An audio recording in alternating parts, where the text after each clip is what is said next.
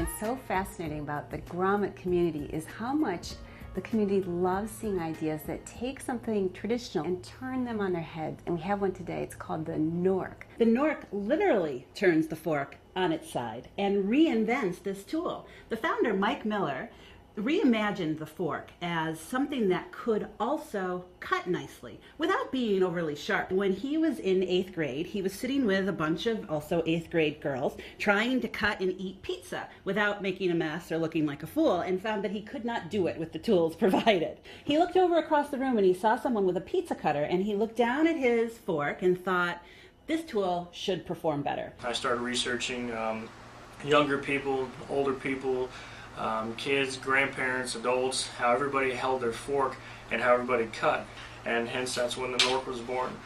It basically looks like a standard fork. It's got rounded beveled edges on the side of it and contains a finger platform. This allows the user to actually rock through their food instead of smashing their food or sawing back and forth. The finger platform allows the user to have complete comfort and control of the utensil while trying to eat their food. As you notice, it's also used for both right and left-handed people. It contains a scoop as well, so that you can actually scoop your food. So, for instance, corn and potatoes, anything that you would want to dip your silverware into, you can actually scoop it and put it into your mouth. I've been using the Knork for several weeks now, and I found that while it's not designed to replace the knife, it is just a better fork. And what it really does is improve the quality of the tool. There's also a nice weight to this.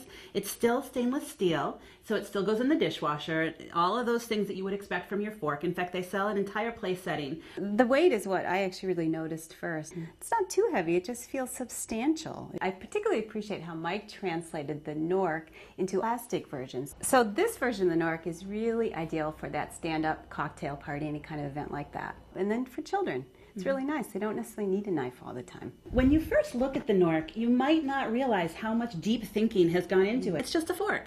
But there are all of these other tendrils of ideas that kind of come at us about civilization and about tradition of eating, and whether it's more civilized to use a more sophisticated tool or to be swapping your hands back and forth and cutting every bite.